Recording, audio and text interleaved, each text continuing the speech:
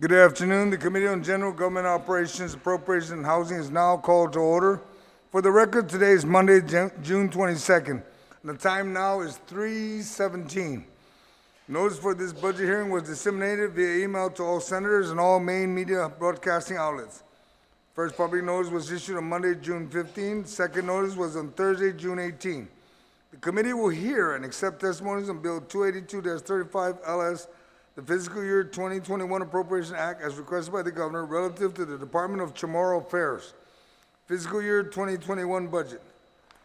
Joining me for this budget hearing is the oversight chair of CHamoru Affairs, Senator Kelly Mars Taitano, Senator Clint Rigel, Senator Sabina Perez, Senator Mary Torres, Camacho Torres, and Senator Luis Muñoz. General rules for the budget hearing. Those testifying on behalf of the department will be recognized by myself, and you have been invited to the panel. Written testimony shall be submitted to the committee. Please provide my legislative staff with your written testimony for photocopying. Testimonies may be read, and lengthy testimonies should be summarized. Testimonies shall be confined to the substance.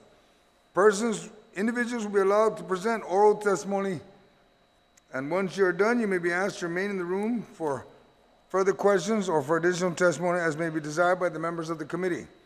Proper form and decorum shall be practiced by all present in the public hearing room for this proceedings.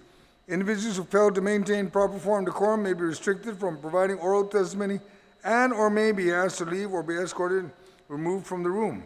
When you speak, please make sure that the microphone is on and that you will speak into the microphone. You will please state your name. I'd like to also additionally recognize Senator Tello Tadiwi that has also joined us.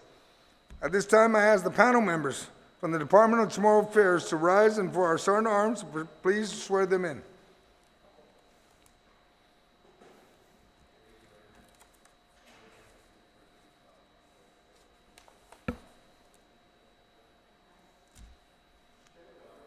Thank you, Sergeant at Arms. We will now begin to discuss the Department of CHamoru Affairs budget. Ma'am, please state your name, your title, and whoever is accompanying you. Hafide, Bahu si Anne Marie Arceo, Gawi Masgelo gi Departamento Kaho Gunahan Samoru, Zah Mahami Gwini and si Marilyn Regis, I Zun Mami Administrative Officer para I Departamento. Please begin.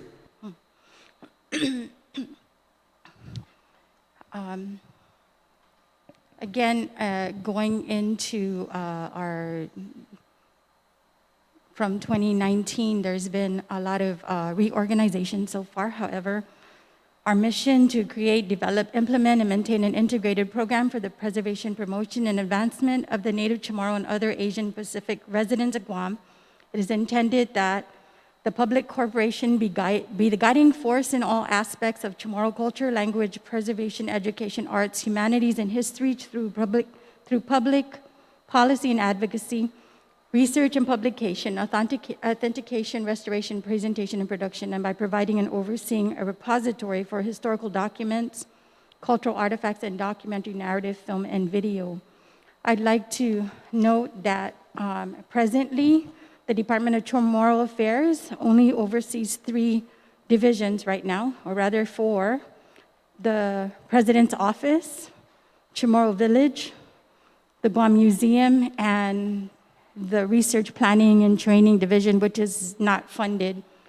Earlier, on the onset of 2019, PBS and HRA was separated out by executive order. And then later on in June, CAHA and the Public Library were separated out, leaving us with just the 4 divisions under Department of Chamorro Affairs. Is that your budget presentation? Yes. All right. I'm prepared for any questions that you All right. I have a few questions for you. Did the Chamorro Affairs receive any federal assistance in FY 2020, this fiscal year? No, sir. No, you didn't? Okay. In FY 2020, the current budget showed 8 funded vacant positions. Am I correct? That's correct. 2020. 9. Yes or no? 9. It's 9. Okay? Funded, oh, are you asking for funded positions? I'm asking you very specific, Ms. Arceo. In FY 2020, the budget you're working on today, it showed 8 funded vacant positions. Yes, yes. Are we okay? Okay. In FY 2021, the proposed digest showed 7 funded vacant positions. Does that mean from 8 today, next year you only want 7? Or did you fill all of the 8 positions for FY 2020? Let's start with that so we don't move ahead on ourselves too much. How many vacant positions do you have today, right now, ma'am?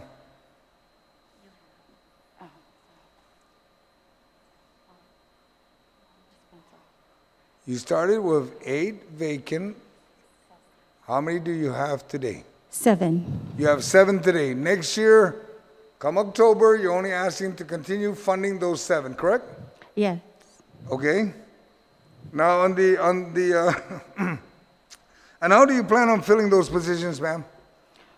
Most of them are, all of them are recruitment in progress, sir. Okay, great. That's great news to hear. Please explain the following contractual. Are you ready? Contractual. Security, 93,600. What security requirements do you have for 93,600?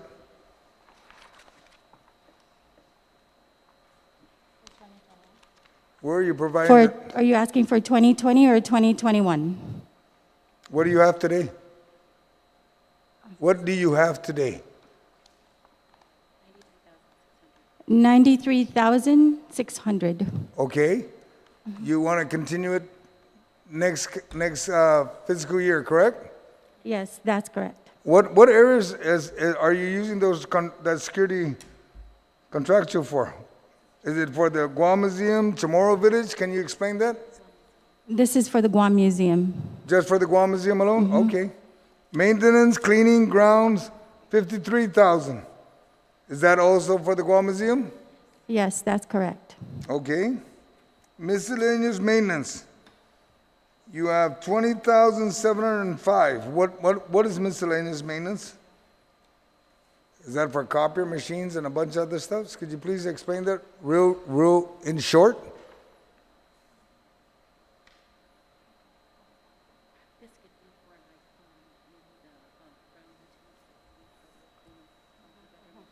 So this has to do with whenever we have events, that's regularly happening at the museum that calls for extra maintenance, or if there's any services. So in the future, we're asking for this because this is what was covered under the present contractor. We're moving it to public management, and we're going to need this for like chiller repairs or elevator repairs. These are things that just could happen at the spur of the moment that we'll need monies for. Just in case something happens. Yes, to keep the operations of the museum going, yes. Consulting services and interpretive educational program and outreach. You got 100,000 each. Could you explain that, please? This has to do with the collections management, curator services. In order to continue those services, we'll need this. So basically, everything just transferring over for 2021. All right, thank you. Senator Kelly, the Oversight Chair, if you have any questions, ma'am, and you'll be followed by Senator Clint Rizal. Sedus Maasi, Mr. Chair. Hungin. So let me get to those. So as we've been talking about for other agencies, there's really quite a broad range of mandates that the Department of Chamorro Affairs provides, and you outlined it, pretty much anything having to do with Chamorro language and Chamorro publications and so forth. So in looking specifically at the museum for a little bit, upon the completion of the Guam Museum in 2016, you've retained a contractor to operate the Guam Museum as a bridge towards public management. It has been 4 years that DCA has been working on this. So towards that public managed museum, is there a plan of action? Where are we going? And where are we right now? Is that contractor still in place? Are we moving towards the public management?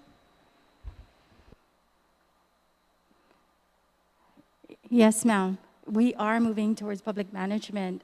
We originally had them funded all the way up until September. They're in their last year of the renewal.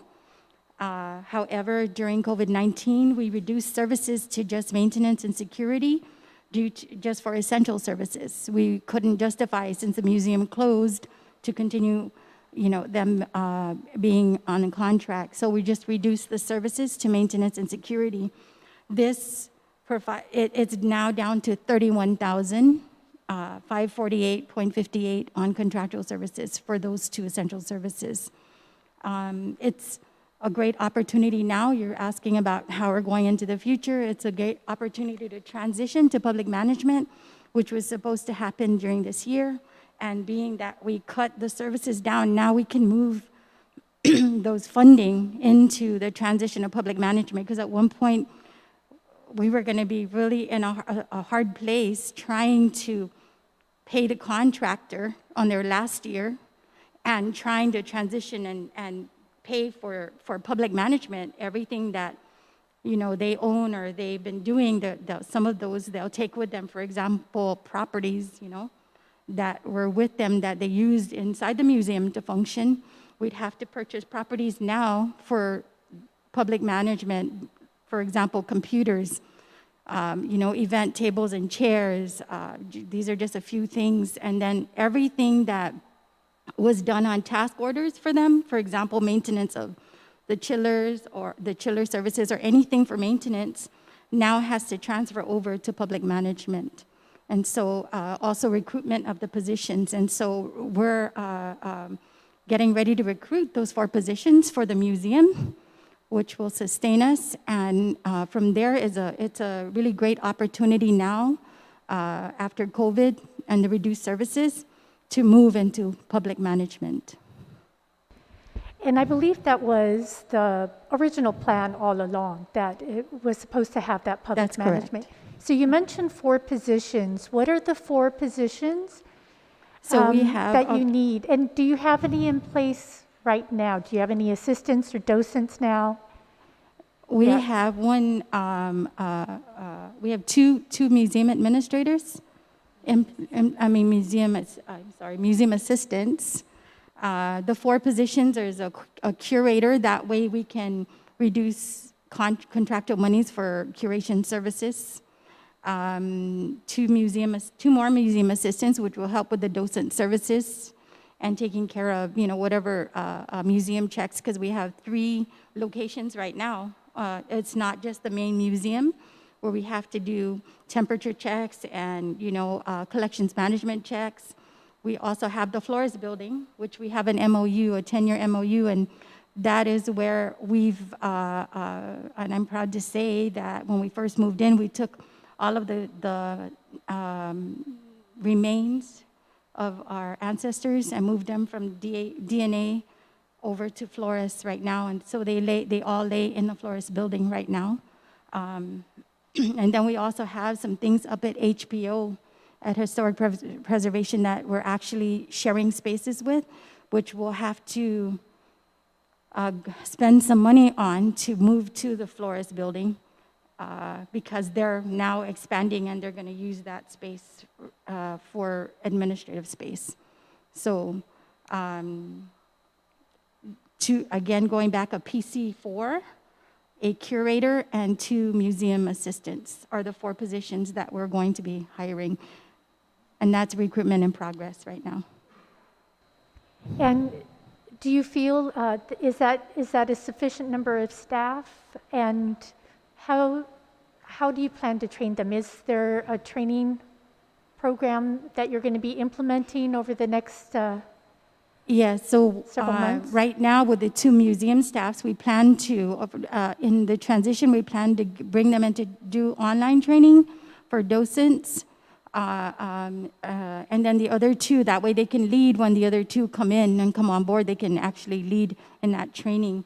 So we'll be able to manage. For now, we plan to apply for the AmeriCorps grant to get in volunteers and also work with the programs at the university in historical studies to be able to share and have them volunteer, maybe do hours in the meantime as we grow the museum in the public management side. So in this upcoming budget, is the funding sufficient to continue the direction you're going in with public management? Has that been placed into the FY21 budget, those 4 positions and anything else needed?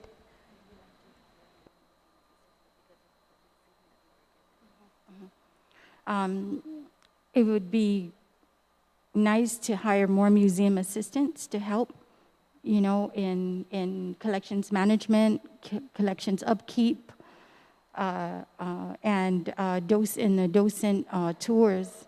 However, because of the ceiling we were given, we were only able to take 2 and hire on the PC to do the marketing and, keep up our website and stuff like that. And then, of course, the curator is essential in museum services. So for now, we're just living within our means with the budget that was given to us, and still be able to contract out services or outsource services by service needs. For example, security and maintenance, each specific, and as opposed to one whole contract. I see. And I think there are quite a few opportunities, as you mentioned, maybe at GCC, but at UOG. Yes, definitely. They have anthropology fields and research fields in archaeology. They're developing, I believe, some sort of curation. So yes, I encourage you to continue building those partnerships so that Yes. Not only are you working towards your own sustainability, but we're developing the capacity within our community. Yes. Some of these positions are ones that haven't been traditionally held, and so we want to build that capacity within ourselves locally. So continuing with some of this, I understand that the earlier OPA reported that there were $66,000 that had not been deposited with DCA from the contractor. Have those funds been deposited and returned to DCA, that discrepancy? Yes, that was from the 2017 audit finding on unaccountable revenues, and yes, that has the whole 66,000 has been paid. And that's good. I mean, we need to make sure that everything is staying on track. So with that, were there further findings for the 2018 regarding that contract? Is there anything that's now outstanding? And if so, has there been recuperation of some or all of the money found outstanding? Yes, the 2018 audit has been completed, and the findings of unaccountable revenues in the amount of 46,000 plus has been identified, of which 30,000 has been paid. And are you continuing the track of recuperating the other 16,000? Yes. Is that ongoing? Yes, ma'am. And then with the CHamoru Village, I believe when you got into place with the CHamoru Village, there had been outstanding rents and some other funds that were outstanding. Have you caught up on that? Has our state of emergency gotten in the way of any of that? Where are you in that? I'm sorry, Senator. Are you saying as far as collections or arrears? Yes, Is that for what you're CHamoru talking about? Village. So in 2019, when I first came in, we had some arrears of a little over 35,000 in water and rent. To date, we have about 10 to 12,000 left to collect. We've collected most of it. Right now, the only thing that's greatly in arrears aside from the 10 to 12,000, and that's from current merchants that are still there that we're trying to collect from. But there are some arrears from past merchants who have just upped and left in the middle of the night, or and they left. And so we've got the help of the AG's office to go after some of those, because we've tried, calling, sending notices, certified notices, and we just can't, we're stuck, we can't get anywhere, and that's maybe a little over $25,000 worth of past arrears. And so we've got the AG's help to help us with that, yeah.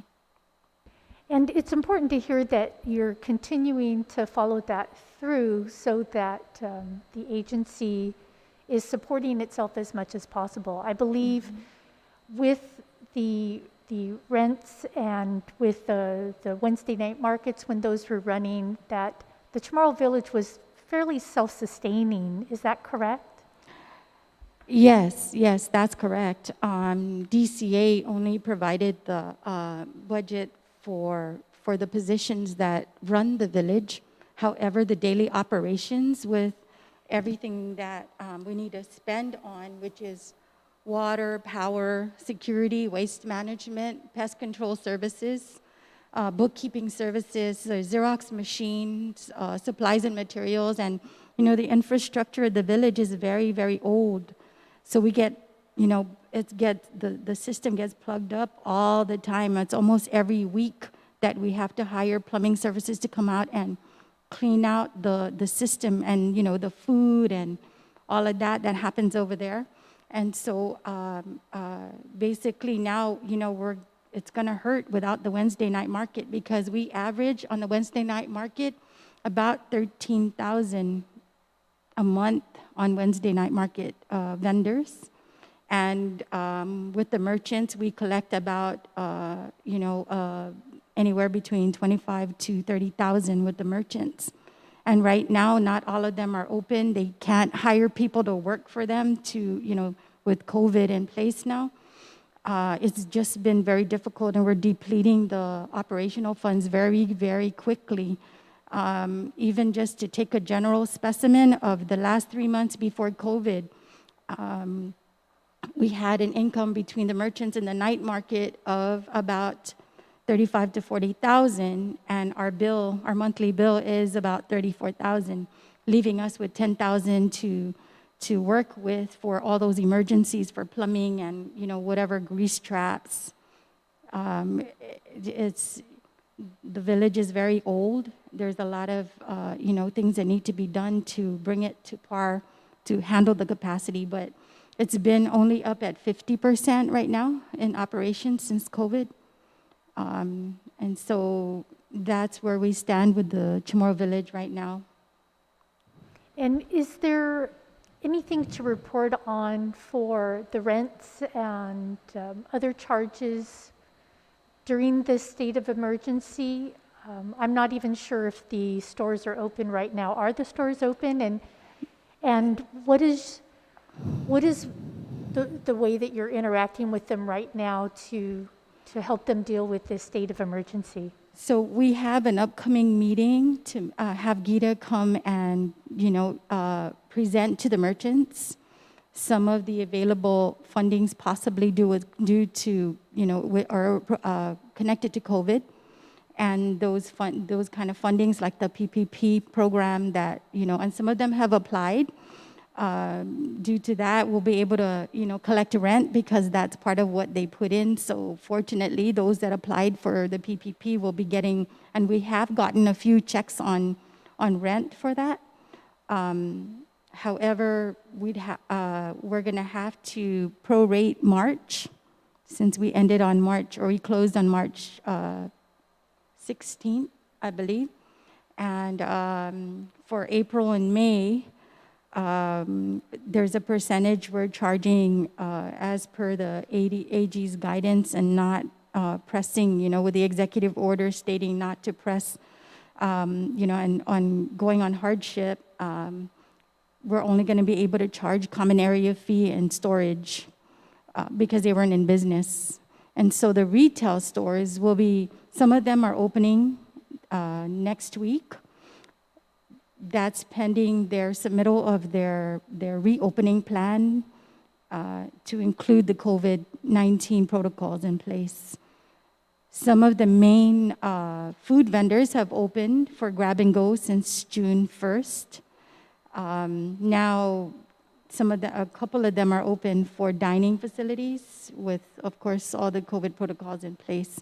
But other than that, the rest of the merchants are in so much hardship right now, trying to just get back on. They're not able to hire help, just with the short time that they were out of business. And so we're working with them. We have a meeting coming up next week with Gita and Public Health to just help, the merchants come along, maybe seek whatever available programs are out there so that we can guide them in the right direction for help if they don't know that it's available. Well, it sounds like you have, that there's some flexibility, that perhaps the costs are less of operating the village right now, and you're able to pass on some of those savings to the merchants themselves. Yes. So some of these contracts, and to show the flexibility right now of the revenue versus the expenses. After July, which is when some of the contracts end, we'll be able to. We plan to cut back on services, for example, on maintenance and security services. Because the village is not up and being run as usual in the active capacity that we usually know it to be, we can actually cut back on some of those services. Of course, the power and the water will be reduced. That's an extreme amount that we pay out when it is active. So everything will be reduced, but it'll still hurt us because there are things that we can't do without, and we're not making as much right now. We're not even half as much. Well, and it sounds like it might be time for some upgrades as well if you're having to call plumbers that regularly. So with this, staying with the CHamoru Village for a little bit, I remember last year, or for quite some time now, we've been talking about possibly having an MOU with Gita so that it retains some of its incubator status. Mm-hmm. We've talked about that there's value in having different levels of incubator status, some that are more established and some that are even anchor stores. So with that, can you tell us where are we at with that MOU with Gita? We still would like to work towards that. We just had to pull back a little bit, and legal is reviewing some aspects of doing that or moving into an MOU with them because of the status of unclassified and classified employees. So at the village right now, there's classified employees running the village. And should Gita take over and those employees move into Gita, there seems to be some legal issues as far as, Gita only hiring unclassified as opposed to those classified employees at the village today. And so we're still trying to work towards that. And then also, we hope that some of the reorganization of DCA, we started some of that already. And in continuing that is closely looked at even more so we can move in that direction. There's been a little bit of talk of perhaps with those huts that are in the back. I've seen them used in a variety of ways for a variety of occasions, and so they have a lot of potential. Mm-hmm. Would any upgrading to them and closing them, making them more viable as an economic part of the CHamoru Village, would that perhaps happen under Gita and the way that they help reshape the village a bit? We know for a fact that those huts would be used most if it's enclosed, where merchants and vendors can come in and actually leave their things. Because the challenge is, so we rent them out during Wednesday night market and we place vendors in them. However, the trouble of getting, that's just every Wednesday night, and then they have to log their things and leave again. But if they could, many merchants have shared that if it was enclosed, then they could leave their things, and just like the way the other units in the main village is, and that would put it to use.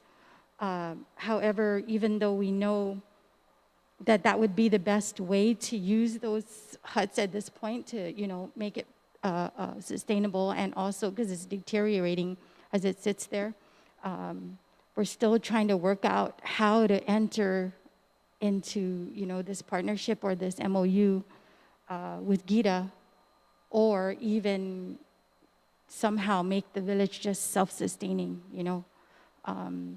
if all those legalities prohibit us from partnering or going into the MOU with Gita. With, let's see, the CHamoru Village, maybe just to kind of wrap some of that up. So has something been developed? I mean, is there an MOU that's going through legal review at the AG's office or anything? I mean, have you been able to see some progress like that? I'm sorry, can you say that again? Yes, This one's for the MOU, has something actually been written up, even though it might still need to be refined? Is there something in writing that perhaps the AG has been looking at, or Yes. Gita itself? It's actually with legal services right now. There has been something drafted up, and it's with legal services, and we're still waiting for what direction we're going to take with that. Yeah. Okay, so it'll be good to get some forward movement on that so that we're getting some real direction. And when you were talking about the services, it sounds like because you are going to be expecting that the CHamoru Village may be opened less, it may have fewer needs. That would be why you might have these contracts that might be less going into the future. Is that what you were saying earlier? Yes. Okay. It'll just cause us to scale back, until we can increase again. And right now with COVID, it's, the CHamoru Village is a public place, no doubt. And so it's going to be a hard place to be in the next few months until we get over all of this. With CHamoru Village being the main, social community gathering in Hagåtña every day, every week, So we're going to encounter some hard times. Even the merchants are hurting, we're trying to pump up the marketing again. The merchants are really hurting right now with minimal customers coming. We're coming around again.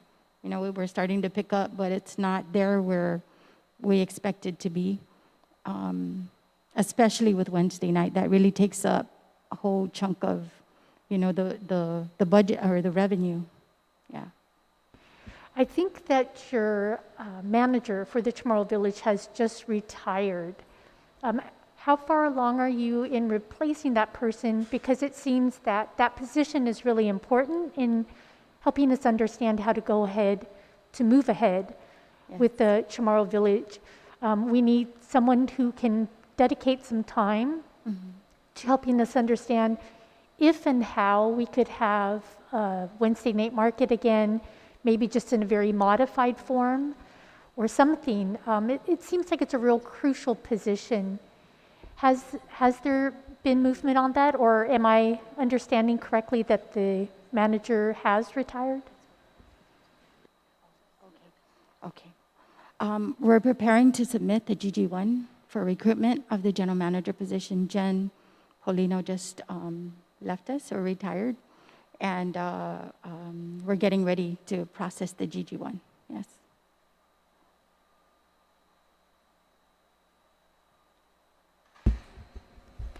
And if you could just talk to us a little bit about, there was a task force that the governor had put into place on CHamoru heritage and cultural advancement. With that task force, is there an understanding of a timeline for when they might be finalizing some of their findings, when some of these adjustments to DCA might be happening?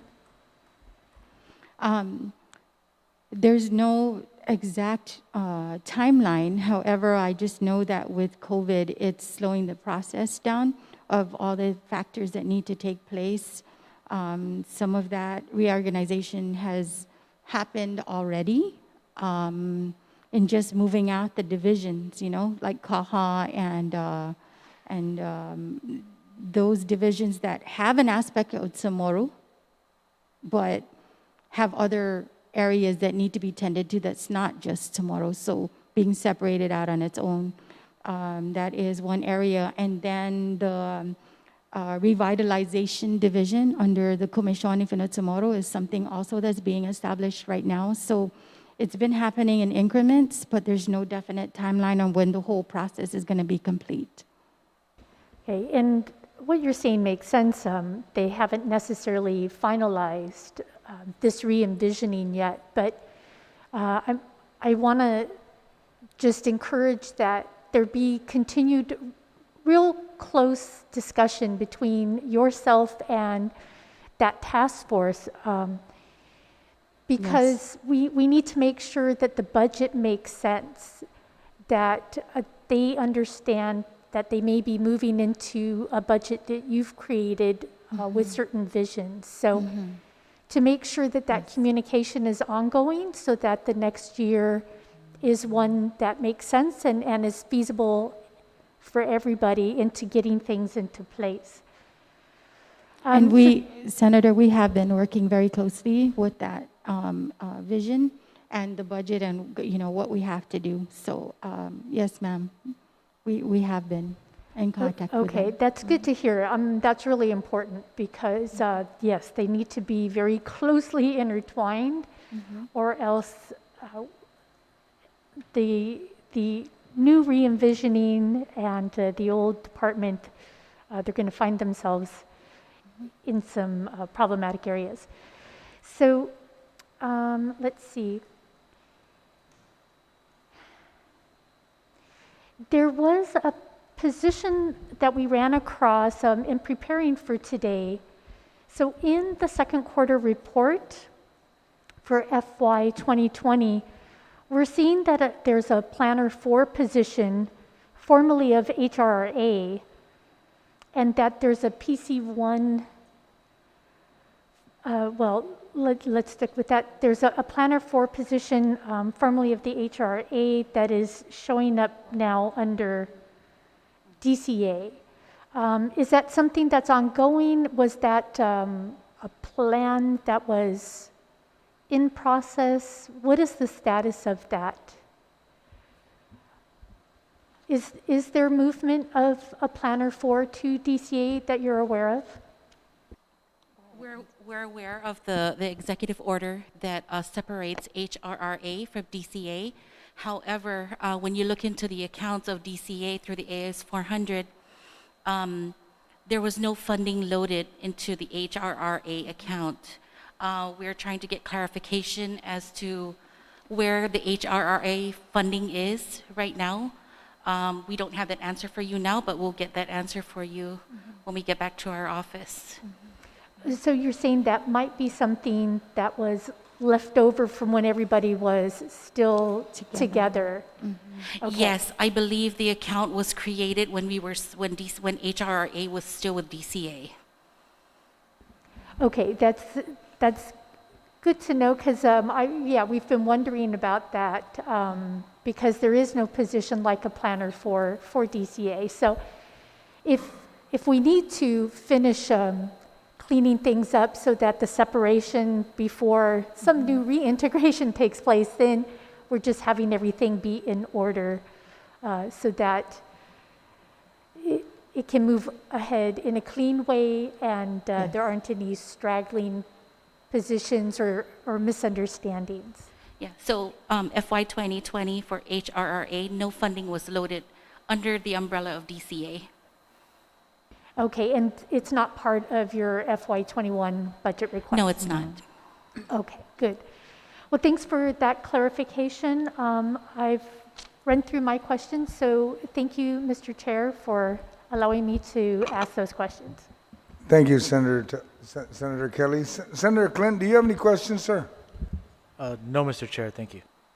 Thank you. Senator Sabina Paris. Do you have any questions, ma'am? Yes, thank you, Mr. Chair. Hafaday and Anne-Marie. Hafaday, buenas, Senadora. And Hafaday, I didn't catch your name. Marilyn. Marianne. Hafaday. So yeah, I'm just looking at your objectives and your mission statement, and it's, it's pretty powerful stuff. To create and develop, implement, maintain an integrated program for preservation, promotion, and advancement of native Chamorro and other Asian Pacific residents of Guam. So, and I don't want to go through the whole thing, but I feel that, the mandate that you have is so much larger than what you are overseeing currently. So, what is your vision as far as Department of Chamorro Affairs? I know, a lot of COVID, gave us a big hit, as far as financially, and I understand that you have to, oversee these areas. But I just want to kind of bring you back to the vision that you have for Department of Chamorro Affairs, and have you actually reassessed what you're going to do going forward, considering the impacts? So this mission statement really we've revisited it through the reorganization and the task force, the Heritage Task Force, to see. And so if you know that there's the arts and humanities and all here, this was under when we had all of the agencies combined under Department of Chamorro Affairs. Right now, we are currently left with the bare bones of the museum and Chamorro Village with 9 positions, because we're weeding out and reorganizing. And so in that, this mission statement is going to be altered as far as Department of Chamorro Affairs is concerned, and the task force is addressing this. This is exactly what we're trying to reorganize, to see really what really truly belongs to the Department of Chamorro Affairs as far as nation building and as far as language and culture preservation and the arts.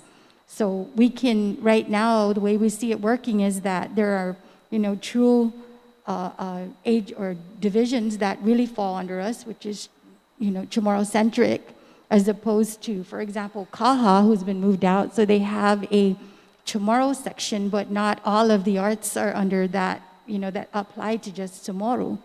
And so we can collaborate and partner with them still in those areas that are related. For example, the library, they have the archives division, but not the entire library. That was one of the things I was having a hard time with coming in, overseeing it, because I'm thinking Department of Chamorro Affairs, but we're doing Dr. Seuss.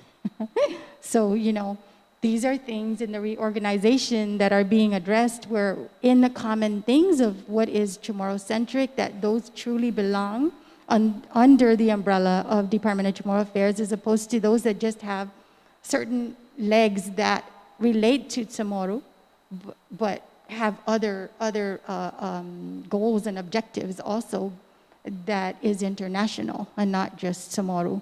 And so I hope that answers your question. We've been planning, we've been reorganizing, we've been assessing. And so this mission statement will actually change very greatly once we finalize everything on the reorganization. So just to clarify, so you're going to change the mission statement based on what you're overseeing at the moment, or did I get that wrong? No, not just based on what we're overseeing, but after the whole reorganization, then this mission statement, after what we come to, depending on the recommendation of the task force, will have to be reorganized. because it could still be some of the same. For example, we say the arts, right? But CAHA is not under us. We just work with them as far as that aspect, and we still maintain that part as far as that being Chamorro-centric or part of, building. So it could or could not, will not change depending on the final reorganization when we're done. Thank you. And as far as federal grants, other grants, have you sought or are you aware of grants that that could provide some funding support for your operations? Moving into public management, just for example, so all the merchants at the village basically go out and search for their own grants on their own. They kind of to build their businesses, or because it's basically they're on their own. But for the museum, moving into public management, that's what we plan to do. For example, we've already begun to apply for the AmeriCorps program. That's just one. And then also we want to look into the A&A grant, which is specific to indigenous missions. But we're just going to begin to do that now, being that we're moving from contractual services over to public management. That's one of the actions on the transition to public management that we will undertake. And other possible revenue sources, do you envision other ways of increasing revenue? Yes, for example, in the museum, we'd like to improve on our educational component, where, as opposed to schools just coming to the museum. I mean, right now with COVID, we don't have tourism active. So what's our next best thing? Our children and our people of Guam are thirsting for this knowledge and self-identity. So what a great time to zero in on that opportunity. And instead of schools, for example, just coming, or even the local people coming by just once, to go through the whole museum and the exhibit just once, and then, oh, I've been to the museum and it's done. Rather, provide educational lessons on our website that teachers could use to go by gallery, or by historic timelines, and then be able to come back and do returns, not just do it just one time, do a one-time tour and then we're done, but have it actually have interactive, lessons and curriculum that teachers could use to continue to come back. And so is the locals, our local people. That's one area we're looking at to increase revenue. At this point, because the museum, we have to be adhere to COVID protocols. Another way that we're thinking to keep things, running at the museum is through virtual programs, partnering with PBS, and just giving everybody a taste of maybe certain artifacts or lessons, or even just by gallery, just a taste of it, so that they're encouraged to come to the museum. And that's where we're at so far. We just need to see how to sustain moving into public management, and then from there work on the programs and such things as applying for grants and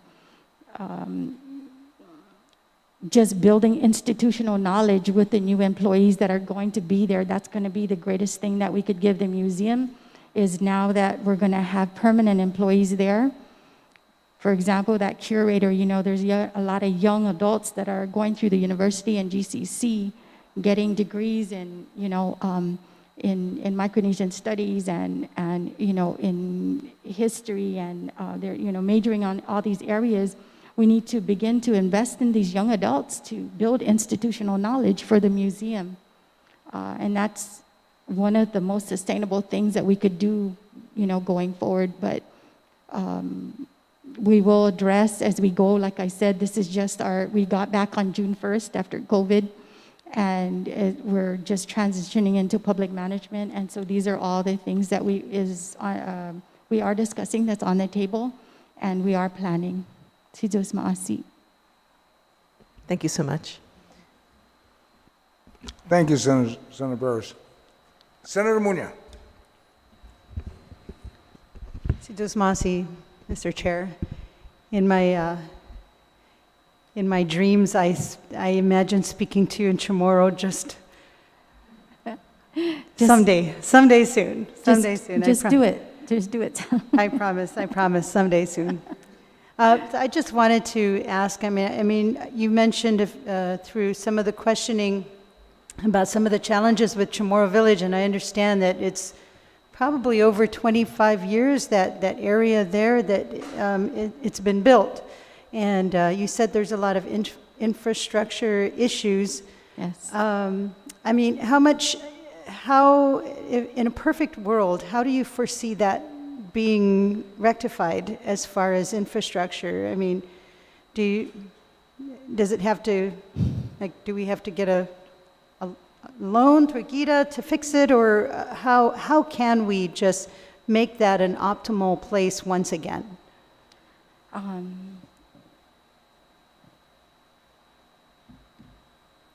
Again, we were looking really good before COVID. And a lot of those, we were going to increase the Wednesday night to Friday nights, right? Because if you're coming in with 13,000, a month, that's a nice chunk of money to save away, and then add another night to be bringing that in. However, with COVID in place now, we really need to take a hard look at revisiting, even in the reorganization, how to do exactly that, and partnering and applying for grants. Just coming back on June 1st, we have, like I said, meetings with the stakeholders at the merchants at the village, in where we could build it as a community also, and not just be dependent upon this partnership with Gita. If that's not gonna, we don't know how long that's gonna happen to be resolved, but we are working very hard towards that. It's hard to see the perfect world right now after COVID, but Right. Well, I was wondering too, I know that the vendors right now are not really, they're not making any money at all, if any at all. But, maybe in the foreseeable future beyond the COVID, maybe work out a deal with them where if they offer to fix some of their specific Areas. space vendors, that they can get an incentive on some other things, maybe like rent, because it is their business and they really want to protect it. I've seen many of those vendors that have been there since day one. They're so loyal to the village, and I would imagine too that you have your hands full with them because they're quite demanding, right? Yes, The vendors as well as even the customers that attend. it's hard. Yeah, I get phone calls too. Hey, can you tell them to open on this day and this day? And so so I get phone calls too as well. But it is a great place, and it just speaks volumes when people are demanding more things because they want to go there. They could go anywhere else, but they want to go there. A lot of the Menumcos, they utilize that place for their social gatherings and their exercise, and so I pray that you don't give up on it, and just keep fighting for everything that the Chamorro Village can offer the community, because it's been around for a long time, and it's definitely a great opportunity for people to gather and commute and have a good time. I noticed that you don't have a whole lot of staff there. I would imagine that would be very, very challenging for what little you have there to even manage Yes. in itself. It's definitely time to do a full assessment or reassessment of the village. Although COVID is hard, I can say that it's forced many unforeseen blessings, because now it's pushing us into looking at this. Because originally, and I'd like to, state that here, that the Board of Trustees of DCA is, they have on our agenda to review and revisit the rules and regulations for the village, because it really, my recommendation to them is that the village has outgrown the rules and regulations. between the general manager and I over there, we fight every day trying to, we're bounded by the rules and regs, but Right. it just doesn't make It seems sense very anymore restrictive. It's hard for them to grow if they're because just we have bound to by follow these. the rules and right, regulations. right. But, some people, where the 10-year incubator period is supposed to be, some of them have been there for 20 years or 25 Mm-hmm. years, right? But they're so valid in being there that we don't want them to leave, for Yeah. those that fall It's- in line with the mission of the village, right? Also, like the rent is really low, it really helps, but at this time, again, with COVID, we can't, when we were looking at increasing rent, it's not the right time to do that again, right? So we really, it's a hard place right now, but it calls, right now, we're called to the table to revisit, the village and reorganize, re-strategize, and that's where we're at right now. It's a good time to do that since, Right, you to know, think about that it's low administratively, business. because there's not a whole lot of Yes. action going on, so Yes. that's a good time right now. And just prior to COVID, seeing all the buses and the tourism really boosting in that area, it was so refreshing to see that we're finally tapping into that jewel. I mean, it's such a great jewel on Guam, and I really think that we, beyond this COVID, that we can still continue to build on that. And I thank you for all the work that you guys have been putting into it.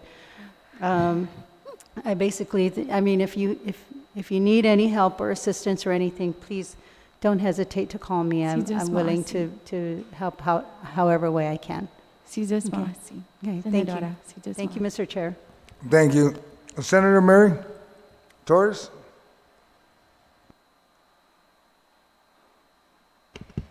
Hafide Anne Marie. Buenas, Senadora. Buenas kof malik it's mo. Silu. Caesar's Marcy. No, Caesar's Marcy. I understand that you're working a lot with this whole business reorganization, trying to make the business model of the museum and the CHamoru Fairs, the CHamoru Village, more public managed and, bring it up to date. And I can see that in the way that you laid out your budget. But do you also work very closely with the Visitors Bureau? Because we are, after all, marketing Guam, marketing our culture and our language. Are they an active partner with you? Yes, they are. Actually, they were active partners with the contractor because that was part of the contractual work, was for them to work with the Visitors Bureau and do partnerships and do some of our marketing. Yes, definitely. So now going into public management, we'll just be taking over that aspect or moving that, over to public management. But yes, we have been active in the work with them, in working with them. Sa ilang bahita, sa pago na zuzada no I departamento no ni gubet no nilang bahita, inilang gahi, zani zanun totsunik I fino CHamoru no kitoro do I Hungan, in Tatagi, sa Guaha I organisasyon I Fuetsen CHamoru, Hungan Guidas din ang organisasyon ni kada uno da departamento Gua representante gi halami departamentong kaugunan CHamoru ni para unadahi todo I tablero sumasanauha I legislatura guni pomadai I tablero I tinigi siya por hafana translada ni necesario para I departamento. Logoha tato gi department na sina maagang ang gingwa no cuestiones but ang manlat si her titatungo after mano matugi fino CHamoru hungan guaha esta okay Dan maajuzuda hamlokwi ni I komisyon fino CHamoru sa manahami sa gaigizo gizunya board como guau presidente ni I Department of Chamorro Affairs I Departamento ng Kaugunan CHamoru guaha sa gahugui ni gi komisyon ni ha ajuzudazu ni gi departamento ni Kaugunan CHamoru kada hafa in necesita. Okay, pues siguro do na maulik it's so mo no silu. Bula. Okay. Sus masi. Si Diyos Masi, Senadora. Thank you. Senator Cello, ma'am. Si Diyos Masi, Mr. Chair. Buenas and half a day, Anne Marie and Buenas, si Marlene. Senadora. Marilyn. Marilyn. Marilyn, si Marilyn. Ayan. Buenas. Well, the first thing I'd like you to do is provide a Chamorro speaking person to the legislature so that we can all do this in Chamorro, because I too, and I understand more than I speak it, but because I used to get teased for not pronouncing it correctly, but but my love for the culture has never wavered at all, and it's so important that we maintain our heritage, our culture, especially our language. It really is dying, and I really wish you still have Haru Academy, or is there somebody else that's overseeing it? Yes, my children are running Chief Haru Academy right now. It's a nonprofit, so I've passed it on to them. Good for you, and good it's- for your children. I'm so happy to hear that still going. I have a good friend of mine as well, Celine RT, who has a daycare facility, and she teaches all her young children there that she has in this daycare Chamorro. So I think we need more of that, and if anything, that Department of Chamorro Affairs can reach out not only to daycares, but everywhere else in the workplace, and really try to install the Chamorro language and encourage people to speak it. It's so important. Hungen, si just maasi for inviting us to the legislature. That's actually a great step, because we've been trying to see how to work that in just so that we can, speak here at this level. It's wonderful. And, even with the little that all of you know, I have to say that we've been growing in the support here at the legislature as far as, the use of the language as an official language here, even in the legislative halls. So, si just maasi for acknowledging that. Yeah. Well, don't and give up on inviting us, Don't give up on us. So I know Sabine and I, we talked about that, and we'll be the first person in line to, for our Chamorro class. Just give us a time that you have open, and we'll do it. As far as Chamorro Village is concerned, the vendors that are there, the last time you met with the vendors, was that in February, the last time you met with the vendors? I'm sorry, The vendors at Chamorro Village? Uh-huh. When's the last time you met with the vendors to discuss them with? There was a committee. We met with them in, I believe it was late January. Okay. So what happened is when we had the big vendor and merchant, so there's two entities, right? There's the vendors, which is just Wednesday night market, because it's a lot, right? It's a big program. It's just a program, no? The Wednesday night market. And then the merchants are the regular daily, people that rent at the village. So just to make that distinction between the vendors and the merchants. Right. So we had meetings, and we asked, because there's so many of them, if they would appoint somebody from each area, for example, retail, the food, the farmers, right? And we have committees.